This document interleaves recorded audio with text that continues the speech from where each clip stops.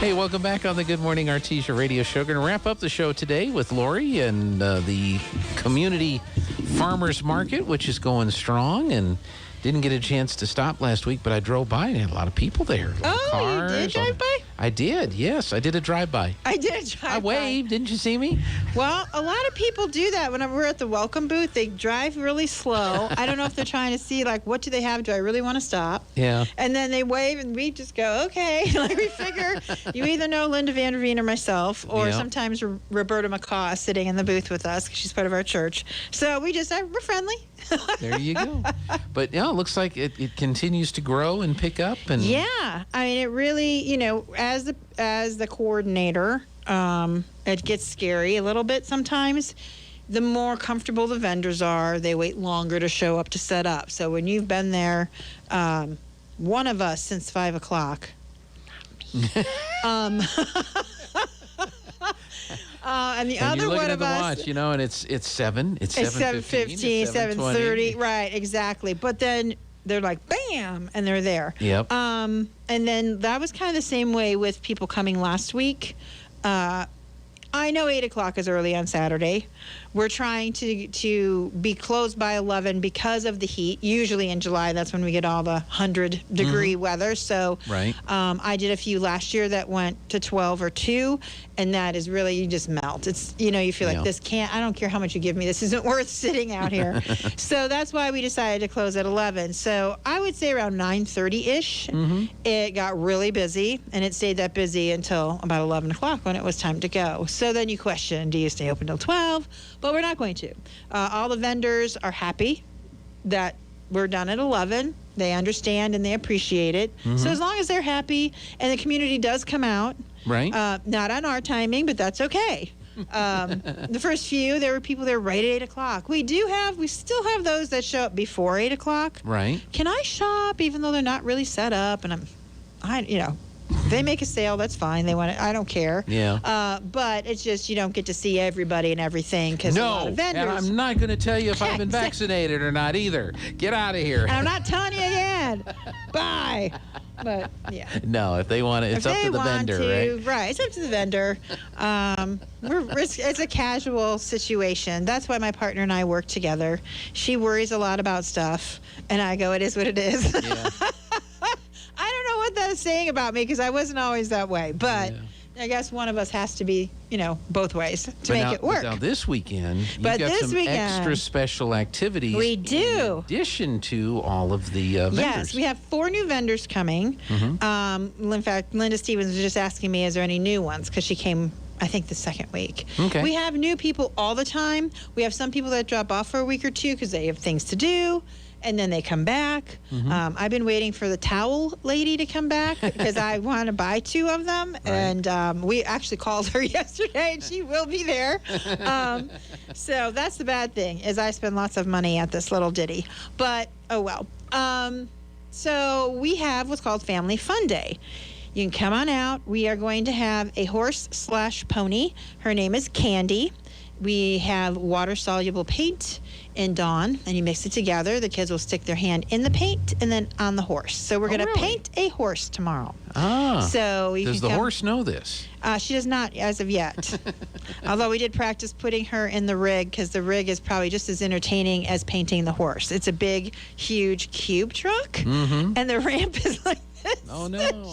She has to be back there and takes off running to get in. It's awesome. Wow. So you can but the kids will actually be able to paint the horse. We'll be painting the horse. Or if they don't want to paint the horse, they can touch her. She's super gentle. And we'd like to thank Kathy Colt for donating her horse. She may not be happy about that after she sees her horse when it comes home, but and Lindsay Waugh's going to be helping with that. Okay. So we have paint a horse. We have the Girl Scouts are coming.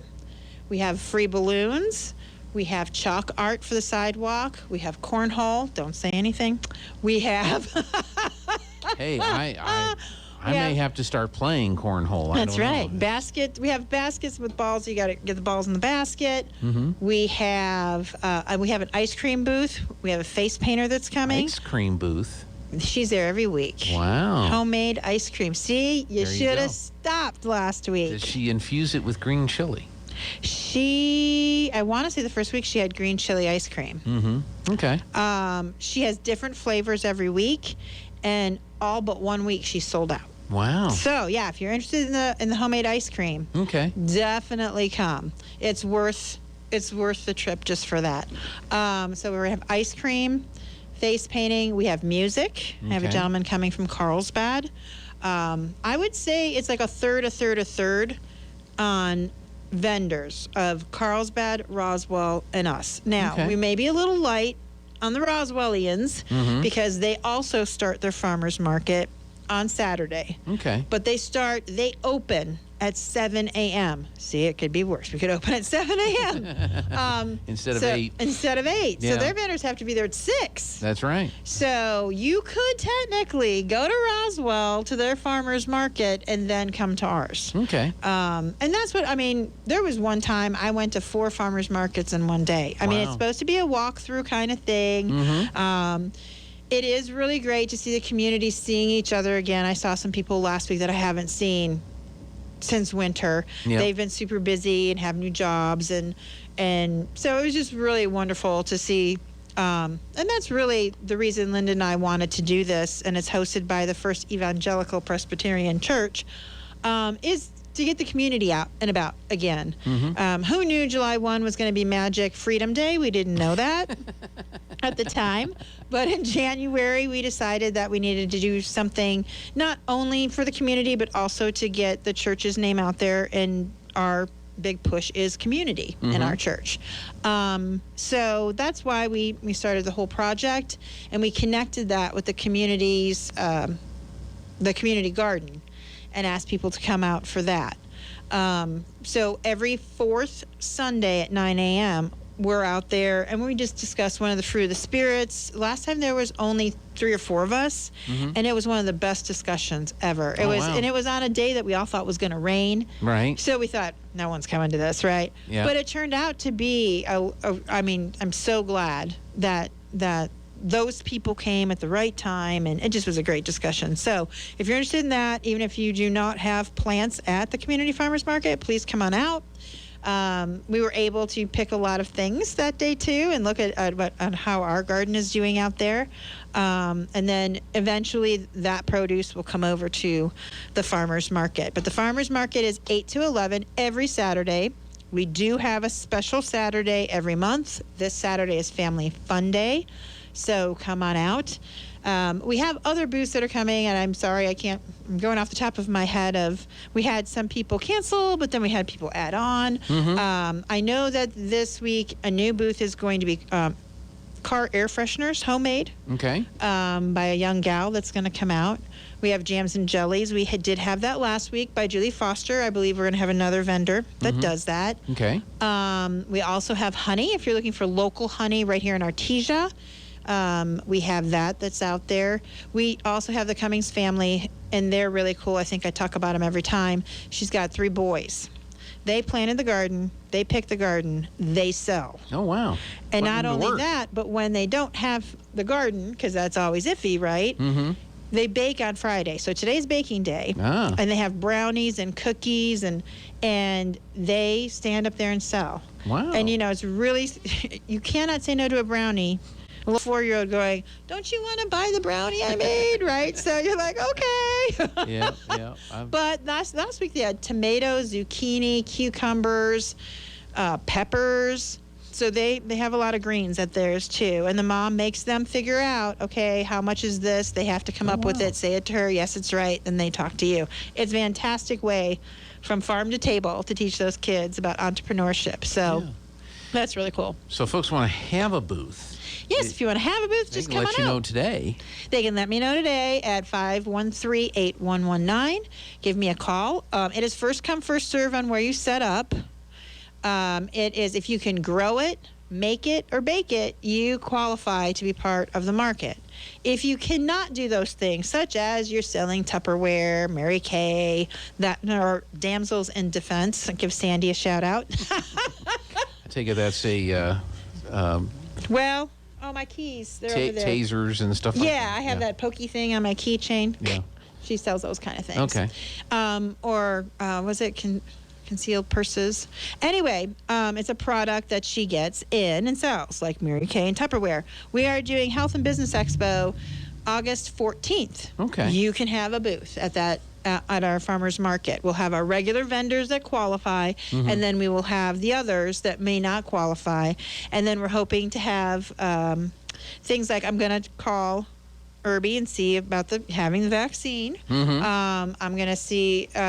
So we haven't actually put that one completely together, but the hope is that we have our health and business people here from Artesia come out and have a booth. Right. And then if you do not qualify for the Make It, Bake It, or Grow It, you can come out to that one and sell your wares at that. Okay. And there'll be another chance for that in September for the Girlfriends Weekend on Friday night. Okay. So we're trying to make it that no matter what you do, if you want to be a vendor, we'll have a spot for you. So just give me a call at 575-513-8119, and I'll give you all that information.